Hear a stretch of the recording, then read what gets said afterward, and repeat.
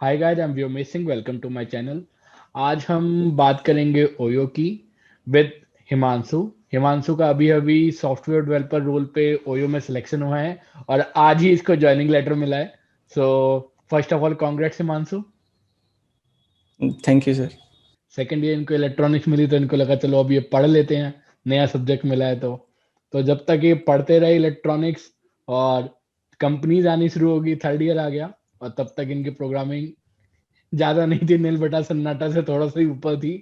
And then he उसमें भी इन्होंने पूरी प्लेसमेंट ड्राइव पे वेट किया कि चलो कहीं तो हो ही जाएगा अपना। लेकिन जब नहीं हुआ और इनके दोस्तों का हुआ, देन ही रियलाइज कि प्रोग्रामिंग की इम्पोर्टेंस है और मुझे तैयारी करनी है। इन्होंने थर्ड ईयर में नवंबर टाइम में इन्होंने स्टार्ट किया और after certain period of time इन्होंने ओयो निकाल ली है। सो गाइस, इससे पहले कि हम आगे जाएं, प्लीज आप वीडियो को लाइक करें, शेयर करें एंड सब्सक्राइब करना तो बिल्कुल मत भूलें। और इसके अलावा भी हम पहले भी गूगल, फेसबुक, माइक्रोसॉफ्ट, अमेजन बहुत सारे वीडियो शेयर कर चुके हैं। अगर आपको कोई भी रिक्वायरमेंट हो तो आप उसके अकॉर्डिंग डिस्क्रिप्शन में जाके या फिर हमारी प्लेलिस्ट पे जाके वो वीडियो चेक कर सकते हैं। सो हिमांशु, सबसे पहले could you please introduce yourself? Yeah. My name is Himanshu and I am a final year student of DTU. My branch is ECE. So coding तो जैसे मतलब इंटर्नशिप टाइम में स्टार्ट की थी। फर्स्ट ईयर में तो ज़्यादा इंटरेस्ट था नहीं, लाइक फर्स्ट ईयर में ब्रांच भी सिविल थी। सो जैसे प्रोग्रामिंग सब्जेक्ट था डीटीयू में होता है, तो प्रोग्रामिंग वाज लाइक जैसे ये इंजीनियरिंग ड्राइंग होता है इस जैसा ही था फर्स्ट ईयर में मेरे लिए। तो बस मतलब करना है। सो ग्रेड्स भी काफी अच्छे नहीं आए थे, पी ग्रेड था स्टार्टिंग मतलब कोडिंग में। बस कैसे ना कैसे निकल गया फर्स्ट ईयर तो ऐसे मतलब कोडिंग में। देन फिर सेकंड ईयर में my branch got upgraded from civil to ECE. So वहाँ भी मैं कोर कोर सब्जेक्ट्स पे ज़्यादा फोकस कर रहा था। मतलब कोडिंग का थोड़ा ये था कि नहीं मतलब मज़ा नहीं आ रहा, थोड़ा सही नहीं लग रही थी। सो फिर थर्ड ईयर में जैसे इंटर्नशिप सीजन स्टार्ट हुआ तो थोड़ा थोड़ा देखा, जैसे मतलब मेन कोडिंग का मतलब काफ़ी वो है, मतलब मेनली कंपनीज में प्रोग्रामिंग की ही रिक्वायरमेंट दिखी। तो फिर मेरे को भी लगा कि प्रोग्रामिंग मतलब करनी ही पड़ेगी, जैसे कोर में काफ़ी कम कंपनीज आ रही थी। तो फिर मैंने थर्ड ईयर में स्टार्ट किया। फिर मतलब अराउंड नवंबर के पास स्टार्ट किया था मैंने। फिर मतलब leet code and gigs for gigs पे कर रहा था। नवंबर में जाके स्टार्ट किया, कंपनी आने शुरू हो गई थी जुलाई अगस्त से। तो मतलब हाँ अब भी तुमने वेट किया पहले कि कोई इलेक्ट्रॉनिक्स की कंपनी आ जाए अपने लिए तो अपने उसमें चले जाए। हाँ, मतलब देख रहे थे कैसा मतलब कंपनीज कैसे आती है। जब तक नवंबर तक पूरा आइडिया लग गया था कि प्रोग्रामिंग पे ही मतलब मेन वो रहता है, फोकस रहता तो है। नवंबर में क्या लगा कि सारे दोस्तों की इंटर्नशिप लग गई है तो अब अपने को भी कर ही लेना है।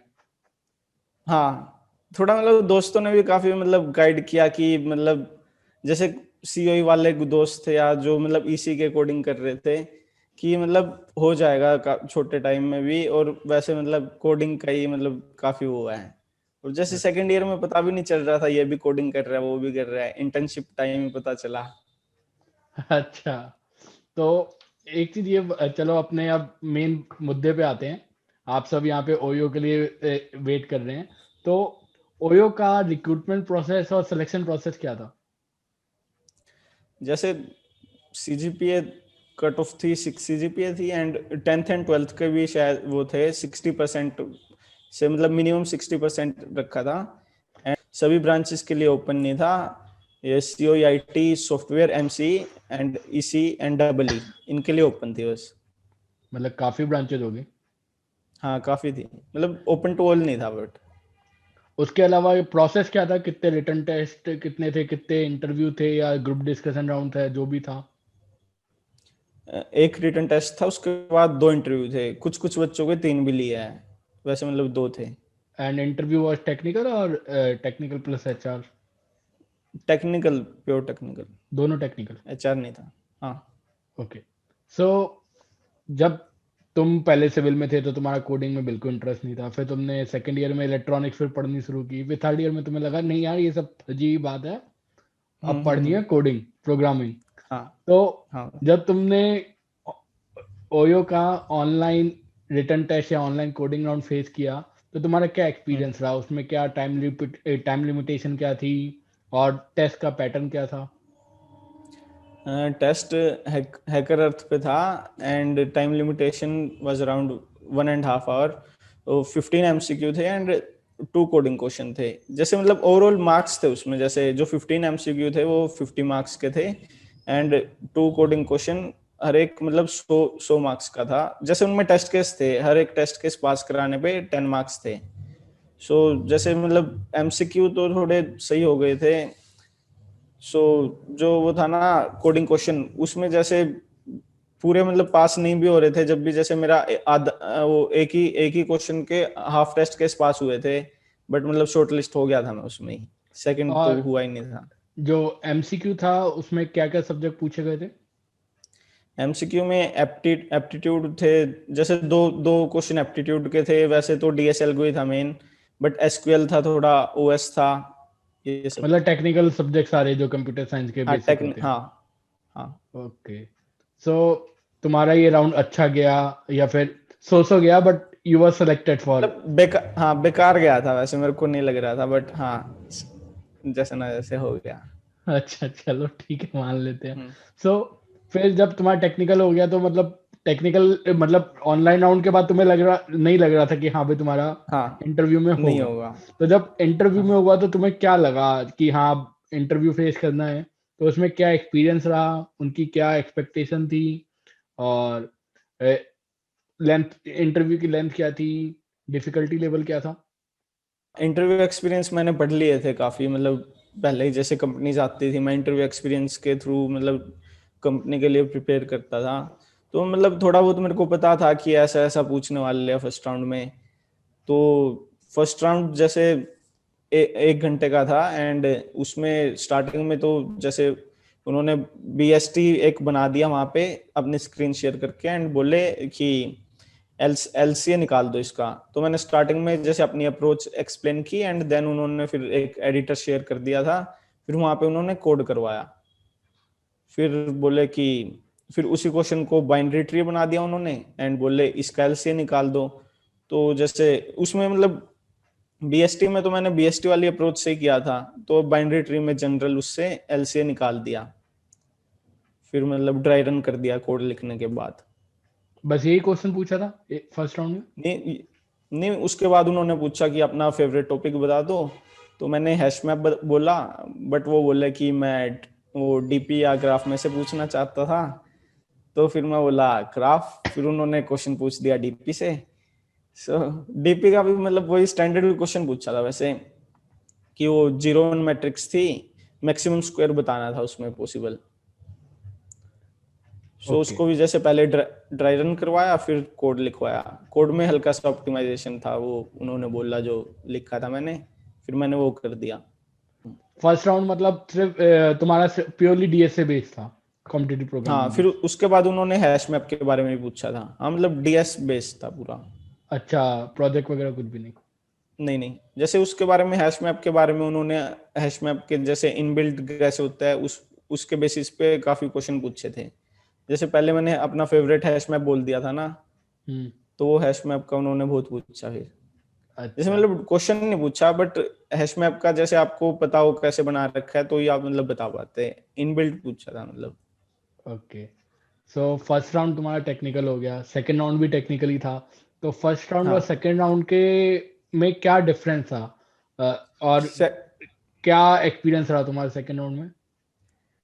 जैसे सेकंड राउंड में थोड़ा बहुत मतलब ये कोर्स सब्जेक्ट के बारे में भी पूछ रहे थे एंड सेकंड राउंड में जैसे जो इंटरव्यू ले रहे थे वो मतलब प्योर मतलब खड़ी हिंदी बोल रहे थे। जैसे मतलब इंटरव्यू में जैसे फर्स्ट एक्सपीरियंस था, जैसे अभी तक सारे इंग्लिश में चल रहे थे।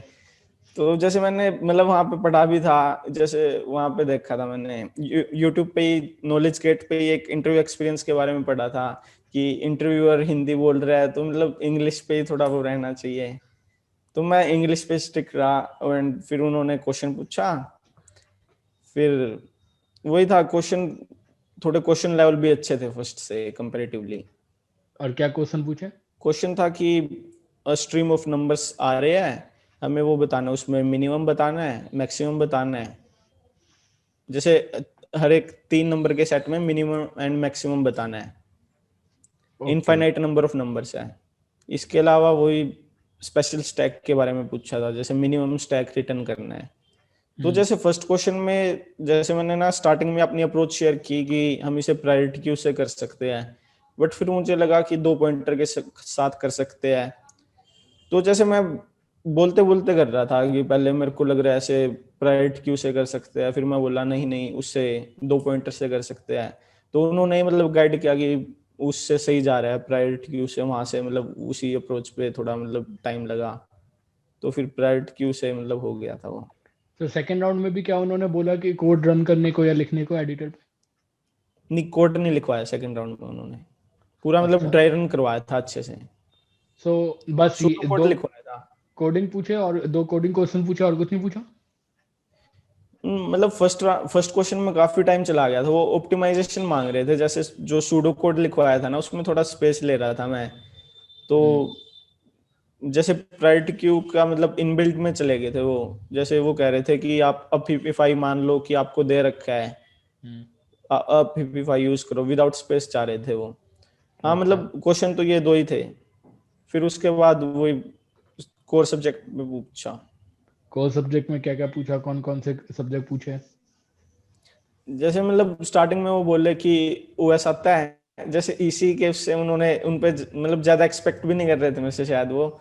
मैं ओएस थोड़ा वीक है, तो ओएस में उन्होंने कुछ पूछा, मैं सर ये नहीं आता मेरे को, मना ही कर दिया मैंने। फिर ऊप्स पूछा, ऊप्स तो मैंने बता दिया था। फिर ऊप्स में मतलब थोड़ा इम्प्रेस भी कर दिया था उन्होंने ये पूछा था, ये private private public and, protected.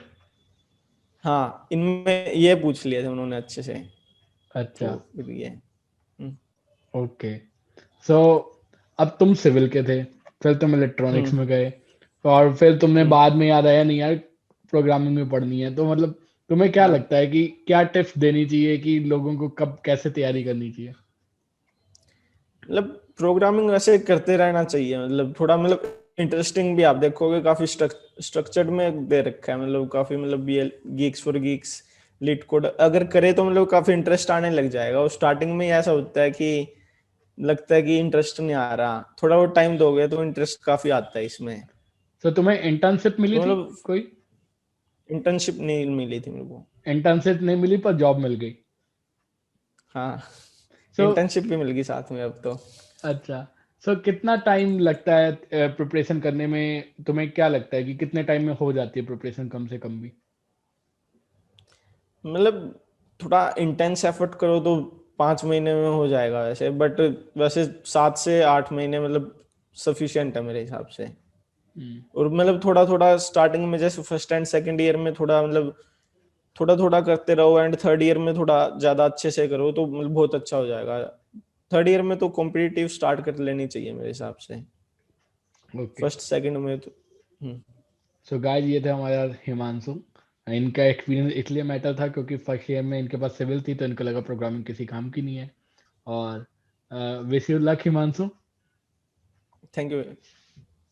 सो ये थे ये आज के एक्सपीरियंस। आई होप आपको समझ में आया हो, कुछ लगा हो कि हाँ यार हम पीछे नहीं कर रहे।